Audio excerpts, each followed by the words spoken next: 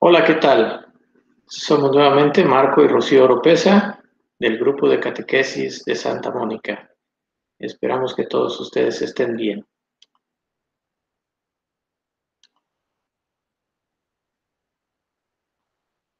Estamos ahorita.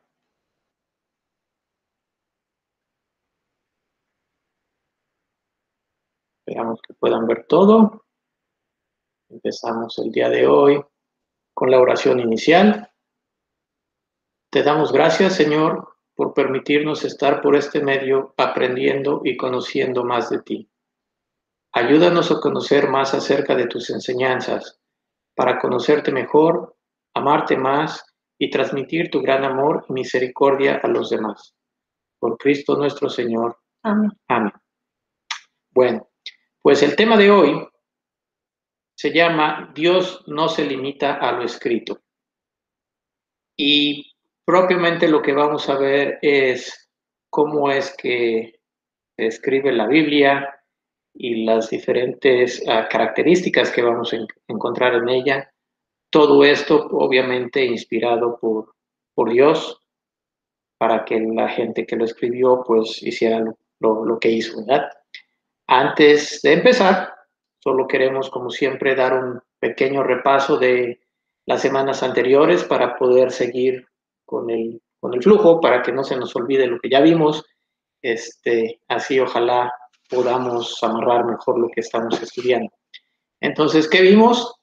Que Dios se revela al hombre para que lo conozcamos y alcancemos la salvación, que la revelación la encontramos en la Sagrada Escritura y la Sagrada Tradición, que el magisterio de la Iglesia es el encargado de interpretar el depósito de la fe, que si bien la Biblia fue escrita por hombres, ellos fueron inspirados por Dios, por lo tanto Dios es el autor de la Biblia, y también vimos que la Biblia es un libro y una biblioteca. Si se recuerdan todos estos tópicos, pues bueno, hoy vamos a entrar un poquito más en detalle en cómo es las diferentes maneras y estilos en los que encontramos en la Biblia, siendo que es tanto como un libro como una biblioteca de varios libros. Entonces, cada libro va a tener un estilo diferente, ¿no? Entonces la revelación es la manera en la que Dios se da a conocer al hombre. Y dentro de la Biblia tenemos dos partes, el Antiguo y el Nuevo Testamento. El Antiguo Testamento, como ya decíamos la clase pasada, es antes de la venida de Jesús y tiene 46 libros. Y el Nuevo Testamento es después de la venida de Jesús y son 27 libros. Recordar que para interpretar bien la Biblia debemos considerar primero la interpretación del magisterio, que es el Papa y los obispos, y también basarnos en la tradición de la Iglesia. Y hoy vamos a ver que ellos utilizan el sentido y el género literario de la Biblia, que es lo que vamos a ver el día de hoy. Y muchas veces en los pies de página que ya habíamos platicado las veces anteriores, ahí es donde nos ayuda a encontrar esas cosas, ¿verdad? Sí. Muy bien. Entonces, ¿qué son los sentidos de la Biblia?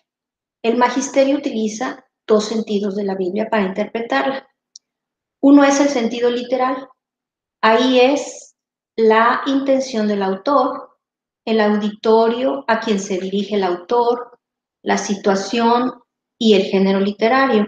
Entonces ahí en el sentido literal vamos a ver el alrededor del autor, a quien se dirige, qué tipo de lenguaje usa, o sea, todo el ambiente que gira alrededor para que entendamos la manera en que escribió y sea más fácil. Y el sentido espiritual es ver el texto a la luz de la totalidad de la escritura. Entonces, siempre el Antiguo Testamento y el Nuevo Testamento están relacionados. Eso es muy importante tomarlo en cuenta en el sentido espiritual. Y recordar una vez más, como dice el Dei Verbum, que es un documento escrito por el Papa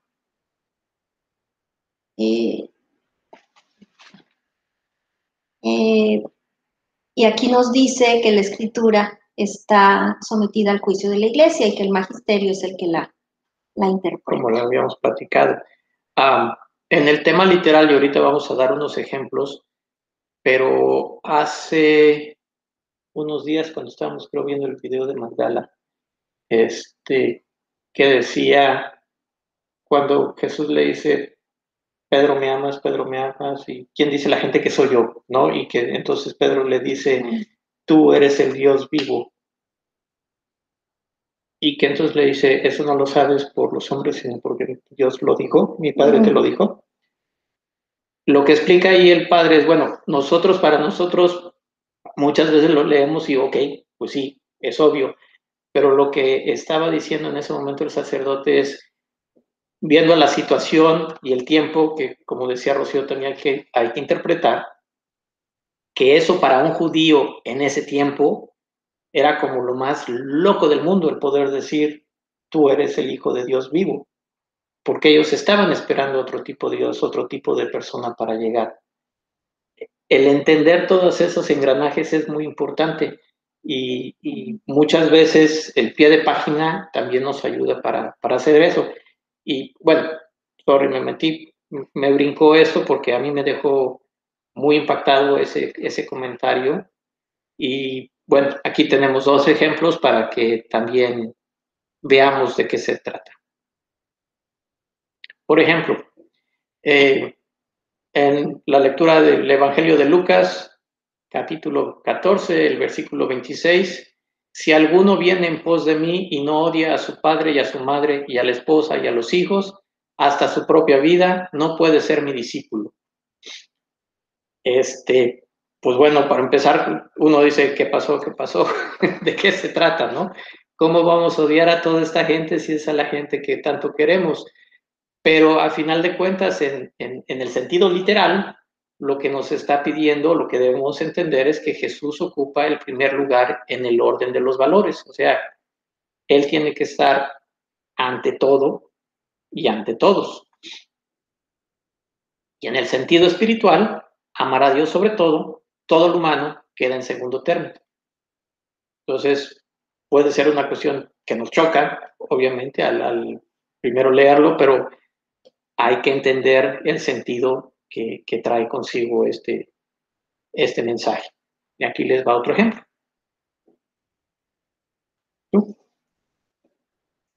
En Mateo capítulo 18, versículo 8 y 9, nos dice, si tu mano o pie te escandaliza, córtalo y aléjalo lejos de ti. Más vale en la vida entrar manco o cojo que ser arrojado al fuego eterno con las dos manos o los dos pies. El sentido literal nos dice que debemos renunciar a todo lo que nos lleve al pecado. Entonces, evitar las ocasiones de pecado, evitar ciertas revistas, evitar ciertas páginas de internet. O sea, en nuestras manos está evitar antes de que se genere el pecado, lo que vemos. A veces hasta compañías, ¿no? Sí, malas compañías. Ajá. Y el sentido espiritual de este versículo es obrar siempre correctamente para que nuestro ejemplo acerque y no aleje a otros de Dios. Entonces, ser un buen testimonio. Ajá. Y dar un buen ejemplo, porque podemos decir muchas cosas, pero si no lo hacemos, arrastra más nuestro ejemplo. El ejemplo. Muy bien. Bueno, pues aquí dos ejemplos de la interpretación de lo que buscamos en entender lo que nos dicen. Muy bien. Bueno, los géneros literarios los utilizan los autores de la Biblia para expresarnos un mensaje. Y dentro de la Biblia, tanto en el Antiguo o Nuevo Testamento, se encuentran libros históricos, didácticos y proféticos. Y vamos a ver las características y ejemplos de cada uno de ellos. Entonces aquí tenemos todos los libros del Antiguo Testamento, históricos, proféticos y didácticos, y dentro del Nuevo Testamento también los mismos: históricos, proféticos y didácticos. Los libros históricos nos van a relatar algún suceso o una historia. Mediante una historia nos van a dar una enseñanza religiosa, que eso es lo importante. ¿Y para qué nos sirven estos libros históricos? Nos sirven para que mientras sabemos algo del pasado, una historia, vamos nosotros a saber qué debemos hacer hoy. Nos van a dar una enseñanza. Y también nos hablan de la historia de la fidelidad de Dios, que Dios siempre ha sido fiel, que Dios es el que siempre buscó al hombre primero para revelarse y que siempre el hombre ha sido infiel a Dios. Sin embargo, Dios siempre muestra su fidelidad y su amor. Entonces, aquí tenemos algunos ejemplos y vamos a ver en la siguiente. Los libros históricos del Antiguo Testamento son 21 y tenemos como libros históricos los primeros 5 libros de la Biblia, que se llama Pentateuco, porque son 5 estuches, quiere decir 5 estuches, y son Génesis, Éxodo, Levítico, Números y Deuteronomio. Y los otros libros históricos, aquí los tenemos: Josué, Jueces, Ruth, 1 y 2 de Samuel, 1 y 2 de Reyes, 1 y 2 de Crónicas, Esdras, Nehemías, Tobías, Judith, Esther y 1 y 2 de Macabeos. Entonces, todos estos libros nos dan alguna historia para que aprendamos alguna enseñanza. Dentro de los libros históricos del Nuevo Testamento tenemos los evangelios, que son los evangelios, los 4 evangelistas son Mateo, Marcos, Lucas y Juan, y los Hechos de los Apóstoles. Estos son los libros históricos. Entonces, nos dan alguna historia, nos cuentan la historia de Jesús desde que nació hasta su muerte y resurrección, y después vemos también la historia del inicio de la iglesia, que es los Hechos de los Apóstoles. Entonces, así, mediante estas historias, parábolas, lo que cuenta Jesús, nosotros vamos a conocer la palabra de Dios, vamos a conocer quién es Jesús y cómo debemos actuar para alcanzar el cielo, para ser mejores cristianos, mejores personas, y la manera de imitar a Jesús. Sí. Me imagino que ustedes han oído mucho de sus hijos, a lo mejor con sus hijos, yo lo llegué a oír con los nuestros, que llegaban y preguntaban, parece que aquí en América sí es que dicen, what would Jesus do? ¿No?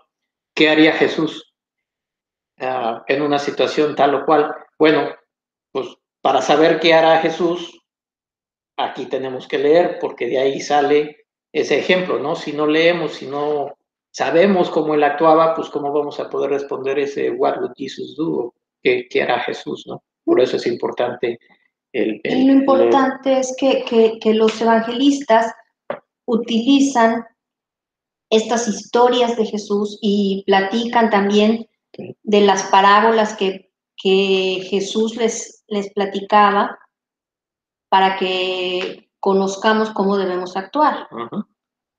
Eso es lo importante, ¿no? Ese es el mensaje. Ok, bueno, también tenemos los libros didácticos, que se llaman también poéticos o sapienciales, y aquí tienen por temas la reflexión, la prudencia, el estudio y la oración. Son enseñanzas morales y religiosas que nos ayudan a dirigir nuestras vidas y ayudan a levantar el ánimo en momentos de desaliento. Entonces aquí es a donde cuando nos sentimos mal o tenemos algún problema, pues hay algunos libros, sobre todo los que más salen son los salmos, son los que más brincan, ¿verdad? Es a los que vamos para buscar alguna palabra de aliento, alguna palabra de tranquilizarnos o de guiarnos, de iluminación. Es a lo que... Y también los libros didácticos, pues son enseñanzas más que nada, y utilizan el lenguaje de poemas, o sea, sí, por eso es poéticos, y también sapienciales viene de sabiduría, o sea, nos dan, entonces nos van a dar consejos, enseñanza moral, y también, pues los salmos son mucho también para la oración y para la alabanza, ¿no? Entonces, como decía ahí, son temas que nos llevan a reflexionar y a rezar. Nos ayudan a eso. Y bueno, aquí están los que encontramos en el Antiguo Testamento, el libro de Job, los Salmos, como ya lo había dicho, los Proverbios, Eclesiastés, el Cantar de los Cantares, el libro de la Sabiduría y el Eclesiástico. Aguas, no es lo mismo que el Eclesiastés, este es otro. Y en el Nuevo Testamento tenemos 21 libros y son realmente todas las cartas que escribieron tanto los apóstoles, en este como caso San Pablo también. San Pablo, que aquí se aventó las de Romanos, Efesios, Filemón, Tito, Corintios 1 y 2, Filipenses, Tesalonicenses, Gálatas, Colosenses, Timoteo. Entonces todas estas se las aventó ahí. Tenemos las cartas a los hebreos, las de Santiago, las cartas de Pedro, las cartas de Juan y las de Judas. Todas estas son, a final de cuentas, libros didácticos que encontramos en el Nuevo Testamento. Igual que con el anterior, son de sabiduría, son de reflexión, son para ayudarnos, encauzarnos a entender mejor a Dios y a nuestra religión.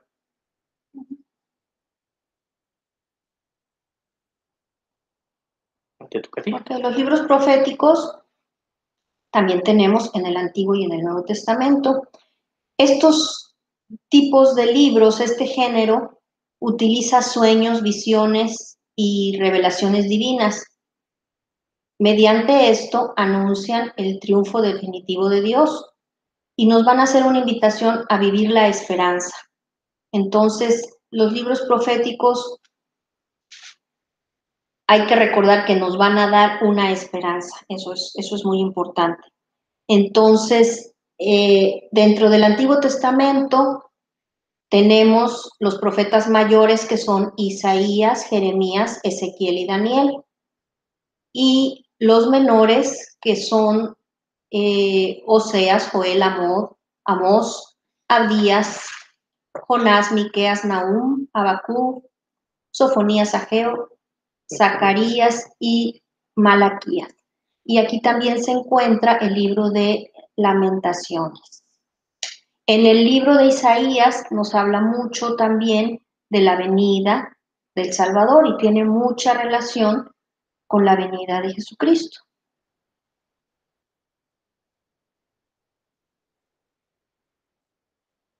Y el libro profético del Nuevo Testamento es el Apocalipsis. Escrito por San Juan, y que nos llama a la segunda venida de Jesucristo, pero nos llama a la esperanza y a la confianza de su salvación y de que Él va a venir triunfante. Es un libro de esperanza. Que siempre, a mí en lo personal, como que Apocalipsis suena como que ya se acabó, pero es al revés, ¿no? Es como, es la esperanza de la nueva vida, del nuevo mundo. De la venida y de la salvación de Jesús. O sea, aunque suene tan feo, a mí me suena raro, la verdad, me suena raro el Apocalipsis, como que ya es lo último, aquí ya esto se acabó. Realmente el mensaje es la nueva. Es un mensaje de esperanza en el que en todo momento se habla de nuestro Salvador, del triunfo de Jesucristo. Entonces, es un mensaje de esperanza, no es un mensaje de miedo. Sí, o sea, no se dejen confundir como yo me confundí en un momento. Bueno, a ver quién es el teacher aquí. ¿Tú o yo? ¿Yo soy el teacher? Bueno, pues queremos dejarles una tarea, por favor. No quisimos hacerla muy extensa, pero sí es importante que traten de hacerla, hagan el esfuerzo para que le agarren el más sabor a la lectura de la Biblia, ¿no? Entonces, y también para que tengan crédito de esta clase, sí, pues, los que no han podido ir, es aparte importante de que eso, la entreguen. tienen que entregarla, ¿verdad? Pero a final de cuentas, la intención es que puedan entender mejor la Biblia, ¿no? Que le vayan agarrando el sentido y el disfrutarla, a final de cuentas, el leerlo. Entonces, lo que quisiéramos, por favor, es que leyeran algunos pedacillos, no tienen que aventarse todos los libros o todo No, pero no tanto tienen que leerlo. Más que nada, porque, o sea, la idea, dentro de, lo pueden buscar en su Biblia y también vienen las divisiones o de lo mismo que acabamos de ver de la clase. Bueno. Claro que si los pueden leer está muy bien, pero si les decimos lean todos esos libros, No, es lo un van a hacer. pedacito para ver si pueden encontrar, o sea, ya obviamente en la exposición ya dijimos qué géneros literarios son, pero si pueden leer tantito como para que agarrarle el sentido, sería bueno. Creo que les serviría. Y también, entonces, pregunta número 1, ¿qué género literario utiliza el autor en los siguientes libros? Y si les cuesta trabajo leyendo un poquito, también pueden encontrarlo al inicio de su Biblia, también vienen las divisiones, entonces, ¿verdad? Para que a lo mejor es un poquito más fácil, sí, porque es un poquito difícil, creo yo, si empiezan a leer, decir, no, pues puede ser historia, puede ser, está más un poquito difícil, entonces nada más a lo mejor lo pueden buscar también en el inicio de su Biblia, o lo que dimos, ¿no? Sí, Buena idea. Muy bien. Entonces, los géneros literarios en estos libros del Antiguo Testamento y qué géneros literarios encontramos, Antiguo y en el Nuevo, perdón. ¿Qué género literario utiliza el autor en estos libros y qué géneros literarios encontramos en el Nuevo Testamento? Nada más, son las dos que les pedimos, por favor. Si tienen tiempo, échense un clavadito en una o el otro, nada más para que se vayan familiarizando. Eso les ayudará mucho. Muy bien. Bueno, pues nos han pedido también introducir otra manera de hacer oración con la Biblia. Las semanas pasadas estuvimos haciendo lo que se llama Lectio Divina, ¿verdad? El tipo de oración de Lectio Divina, que es lo que estuvimos practicando, que practicas más la contemplación. Sí, la contemplación. Ahora vamos a ver que se llama lectura familiar. Lectura familiar. Si quieres empezar a explicar. Entonces, esta es otra forma, hay varias, como ya dijimos, la Lectio Divina, esta es lectura familiar. Esta es más sencilla que la Lectio Divina, no es contemplativa, como decía Rocío, es más catequética, que trata de descubrir los elementos de fe de lo que estamos leyendo.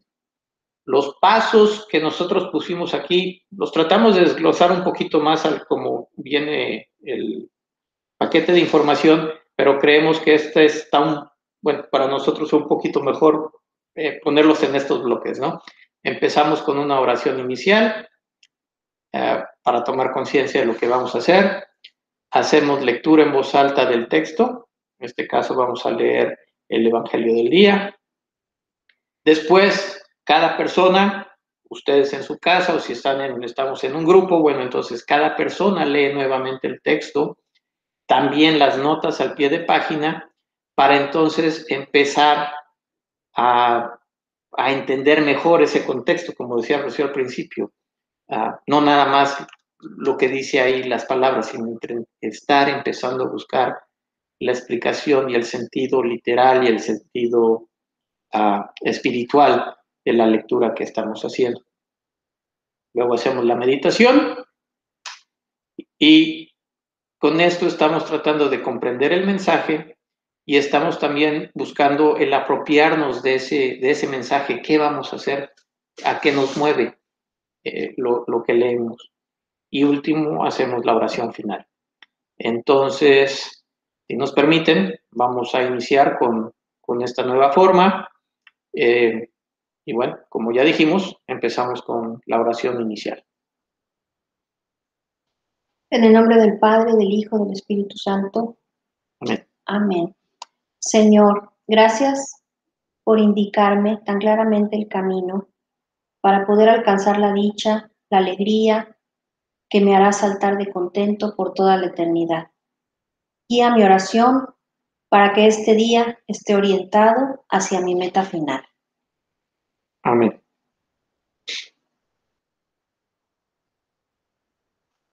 Muy bien, pues la lectura del día de hoy es Mateo capítulo 5, versículos 1 al 12. Si lo quieren buscar en su Biblia, es dentro del Nuevo Testamento. Mateo es uno de los evangelistas, es el primero de los evangelistas, y ahí buscamos el número 5 grande, que es el capítulo, y el número chiquito 1, ahí vamos a empezar. Entonces nos disponemos a leerlo. La primera vez lo vamos a leer en voz alta. Entonces dice: Jesús, al ver toda aquella muchedumbre, subió al monte. Se sentó y sus discípulos se reunieron a su alrededor. Entonces comenzó a hablar y les enseñaba diciendo: Felices los que tienen el espíritu del pobre, porque de ellos es el reino de los cielos. Felices los que lloran, porque recibirán consuelo. Felices los pacientes, porque recibirán la tierra en herencia. Felices los que tienen hambre y sed de justicia, porque serán saciados. Felices los compasivos, porque obtendrán misericordia. Felices los de corazón limpio, porque verán a Dios. Felices los que trabajan por la paz, porque serán reconocidos como hijos de Dios. Felices los que son perseguidos por causa del bien, porque de ellos es el reino de los cielos. Felices ustedes, cuando por causa mía los insulten, los persigan y los levanten y les levanten toda clase de calumnias. Alégrense y muéstrense contentos, porque será grande la recompensa que recibirán en el cielo. Pues bien, saben que así persiguieron a los profetas que vinieron antes de ustedes. Palabra de Dios. Bueno, entonces ahora vamos a hacer una segunda lectura. Cada quien, se recomienda que se haga cada quien en silencio. Como ahorita no tenemos, pues sí, hagan de cuenta que ya lo hicimos, compartirlo, los vamos a ir guiando. Entonces vuelven a leer la lectura a ustedes y en este momento también se lee las notas a pie de página, que recuerden que es la interpretación, que es muy, muy importante. Estas notas de pie de página es lo que está abajo, ¿sí? Y viene referenciado con lo de arriba, con lo que estamos leyendo, y es una explicación, interpretación que da el magisterio. Y nos ayuda para centrarnos en el contexto y para entender qué género escribió el autor, para entender en qué contexto lo escribió, hacia quién se dirigía y se pueda entender de cómo lo escribió. Y es más fácil, entonces por eso nos debemos basar en la explicación que nos está dando el magisterio para entender mejor. Entonces, los vamos a guiar en este paso.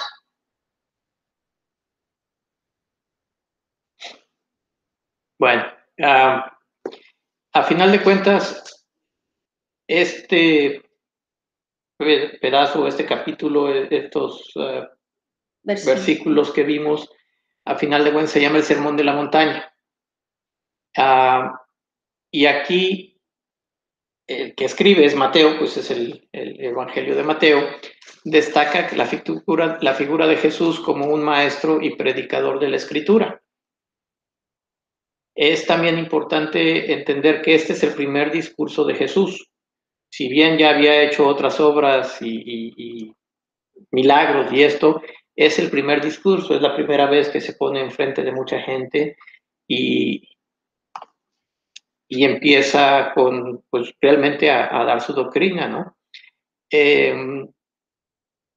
Si bien dicen que es una montaña, lo que uno encuentra también aquí en el pie de página es que ha de haber sido una montañita, una colinita, tampoco eran así las grandes montañas ni nada, sino era una colinita cerca del lago Tiberíades.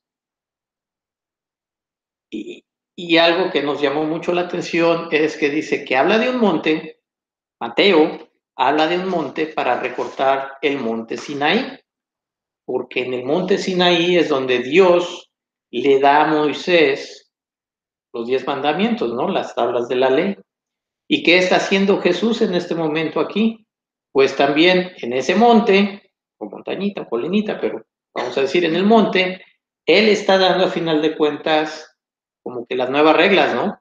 Está dando a los hombres la nueva y definitiva ley, que son también lo que se conoce como las bienaventuranzas.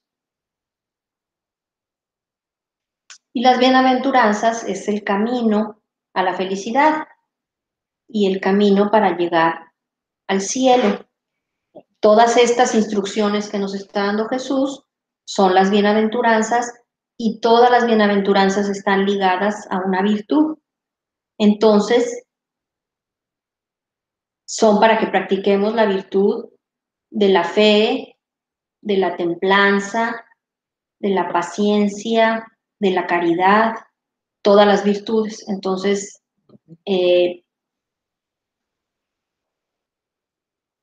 Jesús nos da las pautas de la felicidad. Ok. Entonces empezamos a hacer la meditación y encontramos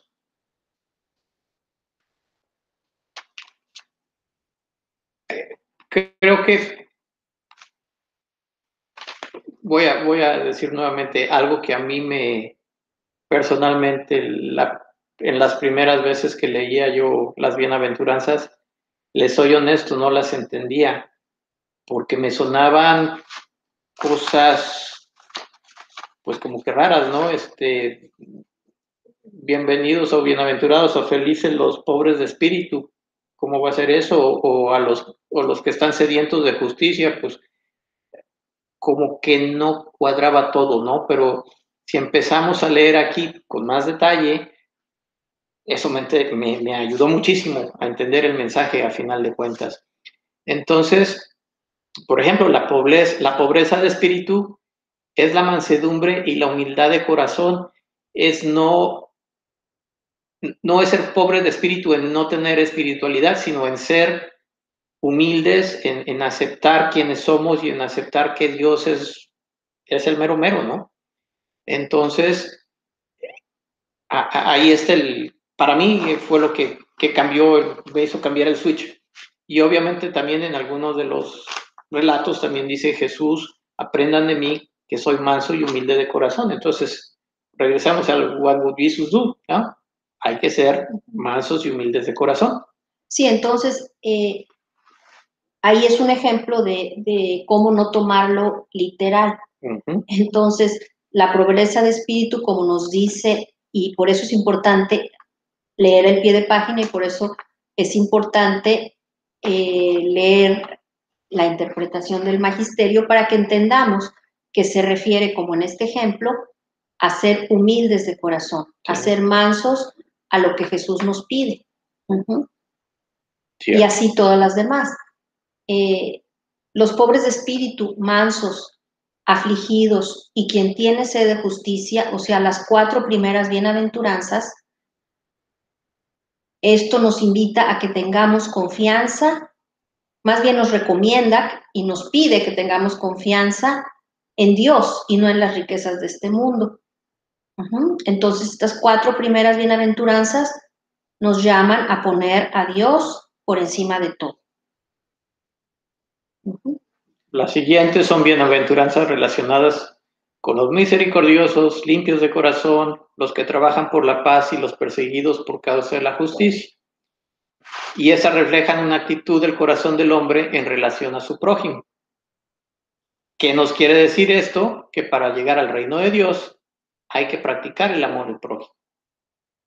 ¿Y regresamos, cuál es el mandamiento el primer mandamiento? Amarás a Dios sobre todas las cosas. Vamos a poner a Dios por encima de todo. Ahí está la cuestión. Y también por ahí nos acuerdan de que tenemos que amar al prójimo, ¿no? Entonces, empacan, a final de cuentas, ahí empieza también con su doctrina de qué es lo que tenemos que hacer para ganar la vida eterna. Y bueno, de todo esto, quisiéramos preguntarles, o pedirles que se pregunten cuál bienaventuranza o bienaventuranzas les está invitando Jesús a practicar. Hay que ser mansos de espíritu, hay que ser misericordiosos, hay que trabajar por la paz, ayudamos al prójimo. ¿Cuál de todas o cuáles de todas nos está llamando Jesús a practicar el día de hoy? Y bueno, eso es algo individual, no podemos decirles a ustedes, pero a mí ya me llamó a una, a Rocío también, entonces les invitamos a meditar en esto para que ojalá también identifiquen por lo menos una para practicar y pues ir por el camino de acercarnos más a Dios. Y dentro de este paso de la meditación, es lo que estábamos diciendo, ¿qué frases son las que más me impresionan? ¿Qué es lo que más me ha llamado la atención del texto? Eso es personal, ¿sí? ¿Qué frase me está llamando más la atención? ¿Qué es la que me está invitando a cambiar? Y también de esto que estoy escuchando, voy a hacer propio este testimonio de fe. Entonces, es donde nos invita a ver qué virtud necesito practicar para trabajar esta bienaventuranza. Y yo creo que se vale decir que en esto de la meditación y lo de que estamos entendiendo, pues yo creo que realmente no hay respuesta equivocada, ¿no? O sea, lo que yo siento es válido, a lo mejor ando un poquito desviado, voy a necesitar gente que me ayude a encontrar más el centro, pero lo que yo siento, lo que yo entienda, pues es válido expresarlo, ¿no? Sí, nomás no tener pena. ayudándonos de estas pautas del magisterio para tener una orientación, ¿verdad?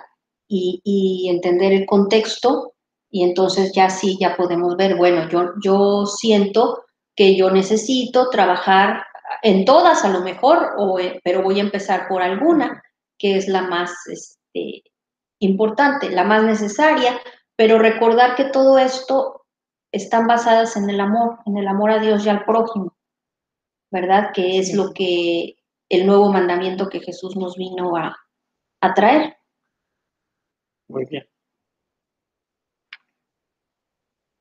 Bueno, y creo que esto es para cerrar, ¿verdad?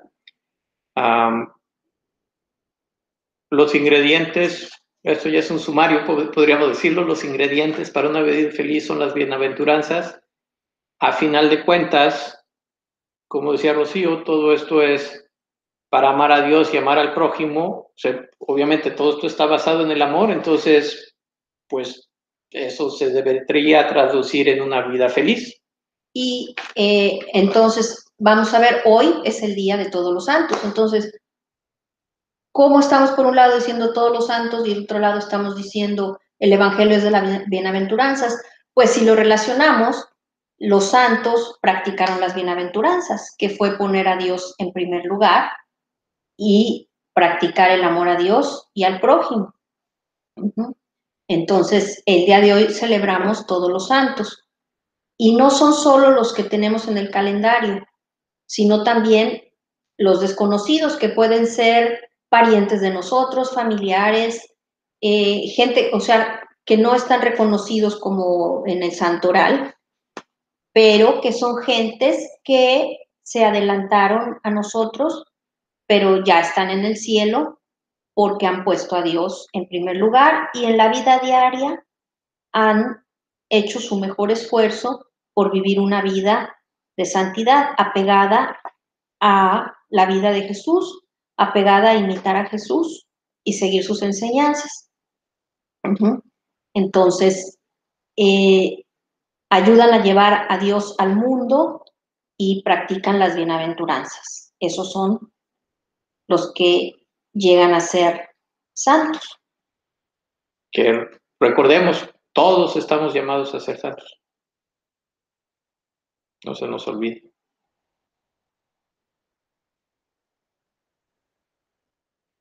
Muy bien. Entonces, vamos a cerrar con la oración final. En nombre del Padre, del Hijo, del Espíritu Santo. Amén. Gracias, Señor, por todas tus bendiciones. Guíanos y oriéntanos en nuestro diario caminar, para que siguiendo tus bienaventuranzas, seamos reflejo de tu amor y de tu misericordia. Por Cristo nuestro Señor. Amén. Amén. Entonces, recordemos que aparte de hacer la tarea que les dejamos, el chiste de esta oración y de esta meditación es que durante toda la semana practiquemos lo que aprendimos aquí. Entonces, tratar de seguir a Jesús en algo, ¿no? En nuestra vida diaria, practicando algo de estas bienaventuranzas, que es la enseñanza del día de hoy. Y pues nos dio mucho gusto estar con ustedes, participar esta clase y esperamos verlos pronto. Sí, ojalá nos podamos ver pronto. Y si no, pues mientras por este medio, y que Dios los bendiga, Que Dios nos bendiga. y los proteja. Hasta Gracias. luego. Hasta luego.